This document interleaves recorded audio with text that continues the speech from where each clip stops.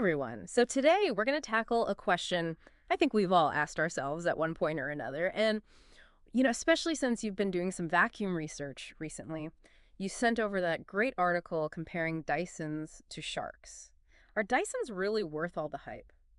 Well, it's certainly a question a lot of us have. And, it's great that you're doing your research beforehand because these aren't exactly impulse buys. Right. Not at all. And understanding, the nuances can make a big difference in how happy you are with your purchase later on down the line. Exactly. And the article's author actually starts with a personal story. They were super hesitant about the price, which I totally get, but they ended up loving their Dyson V8 Plus, and they even go so far as to say they haven't regretted it for a second, and specifically recommend it to friends with kids and pets. I mean, that's a pretty strong endorsement, right? So I'm wondering, does that anecdotal experience actually hold up when we look at, the specific features in the tech? Well, at the end of the day, personal satisfaction is really what matters most, right? Sure. And that little detail about kids and pets kind of hints at what we're going to be unpacking here, Hmm. because Dyson is known for its power and filtration. The author raves about their suction. Specifically, they credit the motor, the cyclone technology, and that five-stage filtration system. Okay, so it's more than just sucking up the dirt, right? The article mentions that it can actually capture particles 100 times finer than a human hair. I mean, that's got to be more than just a marketing gimmick, right?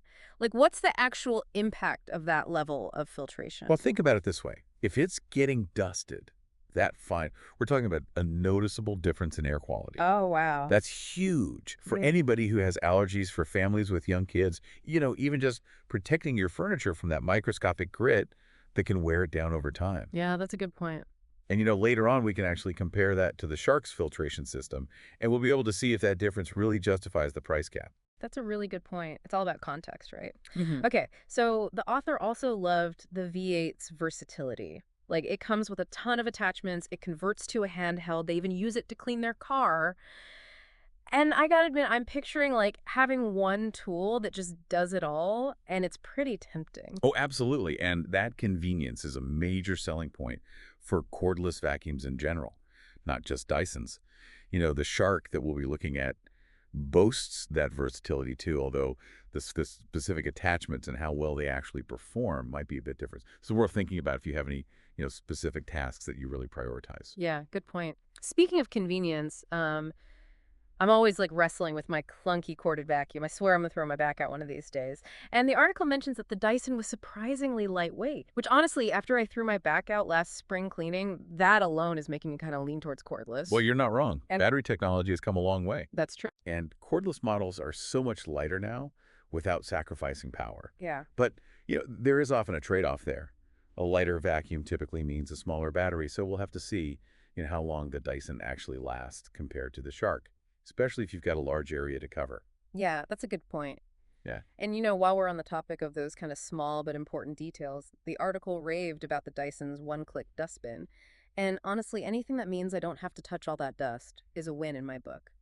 It really is surprising how those small design choices can affect your experience in the long run. Right. Like, no one wants to empty a dustbin, but if it's quick and hygienic, then it becomes less of a chore, and maybe you even vacuum more often because of it. Okay, so the author clearly loves their Dyson, but they were also smart enough to include a head-to-head comparison in the article. And they chose two very popular cordless models, the Dyson V15 Detect Submarine, and catchy name, by the way, and the Shark IX141. So I'm already curious, like, why these two specifically? Well, they represent kind of a common dilemma, premium versus value. The Dyson V15s, even the name sounds expensive, comes in at a whopping $889. Ooh, yeah. The Shark IX141, only $199. Wow, that's quite a difference. Right away, you have to ask, like, what justifies that price difference? Is it just the brand name, or are we talking about real differences in performance that we can point to? Let's break it down then, starting with this submarine Dyson. Okay, first of all, it's a wet dry vac, which I have to say is mind blowing to me. Is that like a new trend? It feels like suddenly everything has to multitask these days. Well, you're right. We are seeing more multifunctional appliances, and it does kind of tie into that value. proposition. If Hmm. one tool can do it all, then you could potentially save money and space, right? That's true. The V15s also boast the dust detection technology and even dust mite removal, Really. features that are kind of pushing the boundaries of what we've come to expect from a vacuum. Dust mites. Honestly, I never even thought about those until Dyson made it like a selling point. So they're not just about power, but also targeting like really specific cleaning needs, which, some people might really find appealing. What about the Shark? Does it even try to compete on that level? Not quite. The Shark IX141 is more about those core features, but done really well. Oh, okay. So a large dust cup, perfect for bigger homes, Mm-hmm. LED headlights for seeing under furniture, and of course the handheld conversion for that versatility. Plus it also comes with a pet tool, which is crucial if you have any furry friends. It's really more about practicality than cutting-edge technology. And that's probably reflected in that lower price point, right? So we've got the flashy tech-forward Dyson versus the workhorse Shark. Where do we even begin comparing performance based on the article's data? Well, let's talk about suction. Mm-hmm. The article mentions air watts, which is a common metric for cordless vacuums. Okay. Now, it's not the whole story, but it's a good starting point. The Dyson V15s boasts a staggering 230 air watts, Wow. which for context is considered very powerful. Now, the Shark IS-141 doesn't specifically list its air watts, but based on similar models, it's likely somewhere in the 100 to 150 range. Right here. So right away, you have to ask, what does that difference actually mean in the real world? Yeah, is the Dyson really that much better at picking up dirt, or are we hitting like diminishing returns at a certain point? I guess that's where things get tricky, right? It's not just about the numbers on a spec sheet. Absolutely. Hmm. We need to look deeper. How does each machine perform on different surfaces? Carpets, hardwood floors, upholstery. What about battery life? Does that powerful Dyson drain its battery faster, making the Shark's longer runtime more practical? And then there's noise, a factor that the article didn't mention. A super powerful motor might mean a super loud vacuum, which is something to consider if you have sensitive ears or live in an apartment building. So many things to think about. Okay, but before we get too deep into comparing those specifics, the article helpfully included an FAQ section, which I bet mirrors a lot of your questions out there. For example, they address whether a Dyson can suck up water, something I've always wondered about. And it's a great question because the answer is, it depends. It Uh, depends on the model. The right. V15 Submarine, with its wet-dry functionality, obviously can. Right. But most Dysons are dry vacuums only, so using them on water could damage the motor. Mm. So always check the manufacturer's instructions. Good advice. Another common question they answer is, can you leave a Dyson on the charger constantly? Ooh, good one. And this one's a yes. They use lithium-ion batteries that can handle multiple charges without that memory effect that older batteries had. So plug it in when not in use. No worries. That's a good tip. Yeah, so convenient. Right. Okay, but back to suction for a moment, because the FAQ brought up something interesting. They mentioned air watts. But what about other metrics, like pascals or cubic feet per minute? You're getting technical. I know, right? Yeah. But, do we need to understand all those numbers to pick a good vacuum? Maybe not to just pick one, but Yeah. it definitely helps to compare apples to apples. Air watts measures airflow, while pascals measure sealed suction, which is useful for understanding how well a vacuum seals against the surface. Okay. CFM, or cubic feet per minute, is all about airflow volume, which is particularly relevant for things like picking up pet hair. So Hmm. each metric basically tells a part of the story. And being aware of all of them can help you decode a lot of that marketing jargon. So the more we know, the less we're fooled by a single impressive number. Exactly. The article also touches on motor types, briefly mentioning brushless versus brushed. Does that matter for the average person? More than you might think, brushless motors are newer technology, generally more efficient, quieter, and longer lasting. Hmm. And, they're often found in higher-end models, which might partially explain the Dyson price premium. Sure. Brushed motors, while older, are still effective. Just something to be aware of when you're comparing specs and thinking about, potential longevity. Okay, so maybe that does justify a higher price if it means the vacuum lasts longer. But let's not get too hung up on the Dyson just yet. Remember, we've got the Shark IX141 to consider too, which the article claims is no slouch in the performance department. Exactly. Before we really dive into a direct comparison of their cleaning abilities on different surfaces, let's revisit that key difference in philosophy. Dyson is all about pushing the technological envelope, while Shark focuses on providing really reliable performance at a more accessible price. Which brings us back to you, the listener. What do you prioritize? Are you drawn to those cutting-edge features even if they come at a cost? Or do you value practicality and affordability above all else? Because honestly, those answers are probably going to guide your decision more than any spec sheet ever could. Yeah, it really is a classic kind of consumer dilemma, right? Yeah. Balancing those, nice to have features with the stuff you really truly need. So let's actually dig into that real world performance comparison you mentioned.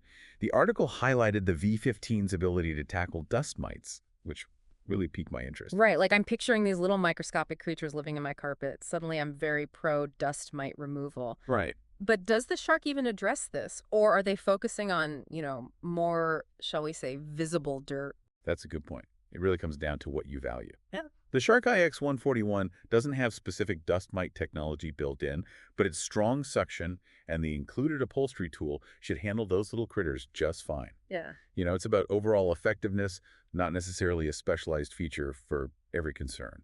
So it's about matching the right tool to the job, even if it's not the flashiest one. The article did mention different surface types. So did they compare how the Dyson and Shark perform on, carpets versus hardwood, for example? Yeah, they did. Yeah. And this is where those different suction metrics that we talked about really come into play. The Dyson's higher air watts likely means it's going to be better at deep cleaning on thicker carpets, like really pulling dirt from those lower fibers. Okay.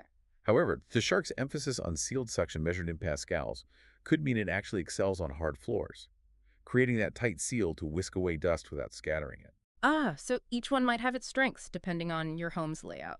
And what about battery life? Does that extra suction power drain the Dyson faster? Because honestly, I'd rather not be tethered to a cord, but I also don't want to have to run back to the charger mid-clean. Yeah, nobody wants Ugh. that. You and me both. The article wasn't super specific on runtime comparisons in real-world scenarios. Yeah. They mentioned the Shark IX141 gets up to 40 minutes, Yeah. which is very respectable. Yeah. But anecdotally, users report the Dyson V15s lasting closer to 30 minutes on its higher power settings. So for large homes, multiple floors, if you like to do everything in one go, that's definitely something to consider. So maybe the Shark is like that reliable friend that, Right. will always be there for you, while the Dyson's the one who burns bright but might fizzle out sooner. Okay, I'm getting a little carried away with the analogies, but one thing the article didn't cover, and it's always a question that's bugging me, is noise. Mm. Are we talking jet engine levels here? Or are these vacuums relatively quiet? That's such a crucial factor, especially if you have kids, pets, Yeah. or, sensitive neighbors. Right. And unfortunately, the article was totally silent on that front. Oh, no. Generally, though, powerful motors tend to be louder. So the Dyson with its 230 air watts could very well be on the noisier side, while the Shark, with its focus on efficiency, might surprise us with a quieter operation. But again, it's really tough to say without real-world testing. So another point for, doing your own research. Maybe check out some user reviews, see what people are saying about noise levels. Speaking of user feedback, I'm curious, what kind of long-term satisfaction do we see with these brands? Are Dysons really built to last, or is that premium image just, clever marketing? That's where a company's reputation really matters. Dyson has cultivated this image of innovation and quality, and their warranty actually reflects that. Mm. They typically offer 2 to 5 years, depending on the model. Shark, on the other hand, often provides shorter warranties, but they're known for having really solid customer service and readily available parts. Oh, okay. It's a trade-off, Yeah. right? Paying more upfront for that peace of mind versus potentially dealing with repairs down the line, but saving money initially. And that goes back to our earlier point about balancing priorities, right? Some people are going to prioritize that initial cost saving, while others are willing to pay more for that assurance of quality and longevity. It's actually really fascinating how these decisions can reveal so much about our values and what we truly prioritize. Absolutely. And, those values can even shift over time. Maybe early in your life, budget is the main concern. Later on, convenience and durability might become more important. Yeah. There's no right answer. It's really just what fits your current needs and circumstances. So we've looked at power versatility, runtime noise, even long-term value. But ultimately, the big question remains, which one cleans better? Does that fancy Dyson technology actually translate to spotless floors? Or can the Shark hold its own in a head-to-head, dirt duel? That's the million-dollar question. Hmm. And honestly, even the most in-depth review can only tell you so much. What works best in one home might not be ideal in another. Factors like your cleaning habits, the types of messes you typically deal with, even your tolerance for dust bunnies, all come into play. So even armed with all of this knowledge, there's still that element of personal preference involved. I guess that's why choosing a vacuum is such a big decision. It's not just about the machine itself, but about understanding what you need and value in a cleaning companion. Absolutely. Mhm. And that self-awareness is way more valuable than any spec sheet or expert opinion because ultimately the best vacuum is the one that makes you happy and keeps your home clean, whatever that looks like. It really is like finding your vacuum soulmate or something. But as we've been talking, I've been thinking about something beyond just like the features and the cleaning power. Ooh, I love it. What's got you thinking? Well, we talked about Dyson's kind of premium image, that whole innovation factor. But is that just marketing hype? Or is there something deeper there that makes people, gravitate towards certain brands even if they cost more? That's a really interesting question because it does go beyond just, getting clean floors right. It's Yeah. about what that brand represents. For some people, owning a Dyson might be about supporting a company that's pushing boundaries, always striving for, better solutions. Yeah, like they're not just buying a vacuum, they're buying into a philosophy, like a commitment to progress. Mhm. Maybe it aligns with their own values, their desire to have the best, most technologically advanced tools. Right. It's almost like joining a club, a community of people who appreciate that dedication to engineering and design. And for some people, that intangible aspect is worth the extra cost. It's like those people who like line up for the latest smartphone, Yeah, not because they need it, but because they want to be a part of that cutting edge experience. exactly. It's about more than just the product itself. It's about what it says about them. And that's totally valid. Yeah. We all have different motivations when we're making purchases, whether we realize it or not. For some, a vacuum is just a tool. For others, it's an extension of their lifestyle, their values, even their identity. So even in something as like mundane as choosing a vacuum, there's this whole layer of psychology at play. I never even thought about it that way before. It's true. And, recognizing those underlying motivations can really help us make more informed decisions. Not just about vacuums, but about any purchase. It's about understanding what truly matters to us beyond, the marketing hype and the spec sheets. Well, I think you've given our listener a lot to think about. We've gone from comparing suction power to like dissecting consumer psychology, Mm. all thanks to this simple question. Is a Dyson worth it? And the answer, as we've discovered, is so much more nuanced than a simple yes or no. It's about your needs, your priorities, your values, and how you define worth it for yourself. So to our listener, as you embark on your vacuum quest, Yeah. remember it's not just about finding the best machine, it's about finding the best machine for you. Happy cleaning.